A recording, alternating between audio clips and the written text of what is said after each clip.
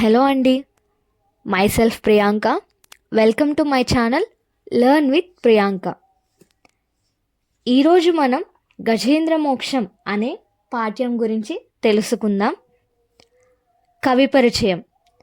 గజేంద్ర మోక్షం అనే పాఠ్యాన్ని బమ్మెర పోతన గారు రచించారు. వీరు 15వ శతాబ్దం నాటివారు. వీరి జన్మస్థలం వరంగల్ జిల్లా బమ్మెర గ్రామము. వీరి తల్లి లక్కమాంబ, తండ్రి కేసన.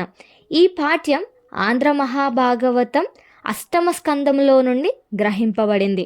పోతన గారి రచనలు ఆంధ్ర మహాభాగవతం, వీరభద్ర విజయం, భోగినీ దండకం, నారాయణ శతకం, ప్రహ్లాద చరిత్ర, రుక్మిణీ కళ్యాణం. పోతన గారి రచనా శైలి పండిత పామర జనరంజకంగా ఉంటుంది.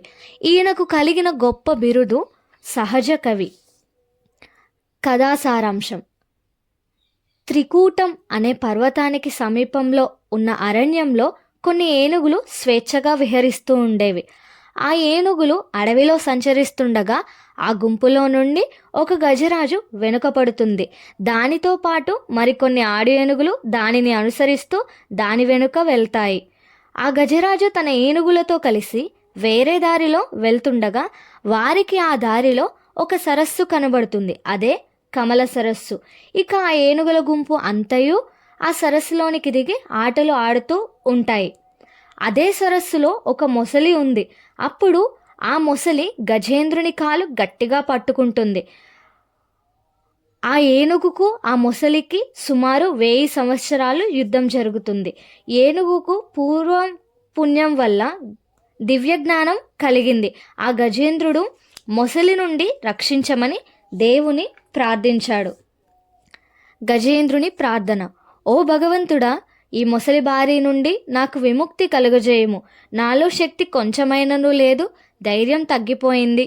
మూర్ఛ వస్తుంది. శరీరం అలసిపోయింది. నీవు తప్ప నాకు మరొక దిక్కు లేదు. ఆపదలో ఉన్న భక్తులు శరణు కోరితే ఓ అంటావట, నన్ను కాపాడు అని ఈ విధంగా ప్రార్థించాడు.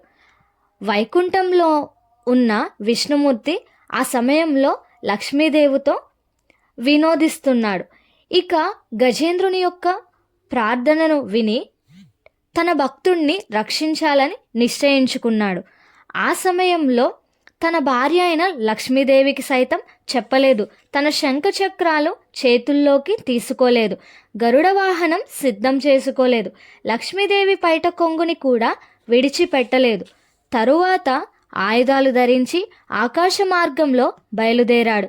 విష్ణువు వెనుక లక్ష్మీదేవి, ఆమె వెనుక గరుత్మంతుడు మరియు అంతఃపుర స్త్రీలు, వైకుంఠంలోని వారందరూ విష్ణువు వెనుక వచ్చారు.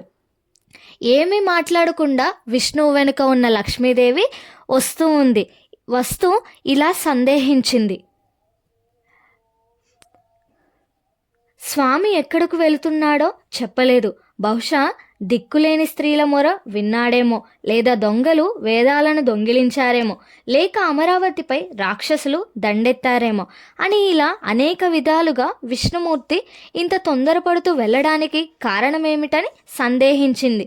ఇంతలో విష్ణుమూర్తి ఆకాశంలో వస్తుండగా దేవతలంతా చూస్తారు. వారు విష్ణుమూర్తికి నమస్కరించిన గజేంద్రుని కాపాడాలనే తొందరలో వారిని చూడలేదు. వారికి నమస్కారం చేయలేదు. విష్ణుమూర్తి మొసలిని సంహరించుట. చివరికి విష్ణుమూర్తి గజేంద్రుడు మొసలితో పోరాడుతున్న కమల సరస్సును చూశాడు. దయాసముద్రుడై విష్ణువు మొసలిని చంపడానికి తన సుదర్శన చక్రాన్ని సరస్సులోనికి పంపుతాడు. విష్ణువు పంపిన ఆ చక్రాయుధం సరస్సులోని పద్మాలను ఆలింగనం చేసుకుంటున్న సూర్యబింబంలా ఉంది. ఆ చక్రం రివ్వున పోయి మొసలి తలను నరికివేసింది. ఆ చక్రం గజేంద్రుని ప్రాణం కాపాడింది. ఈ విధంగా విష్ణుమూర్తి గజేంద్రుని ప్రాణాలు రక్షించాడు. Thank you for watching. Please do subscribe. Please give me your support. ఇంకా మీకు కావలసినటువంటి మరికొన్ని వీడియోస్ కోసం కమెంట్ సెక్షన్లో కామెంట్ చేయండి.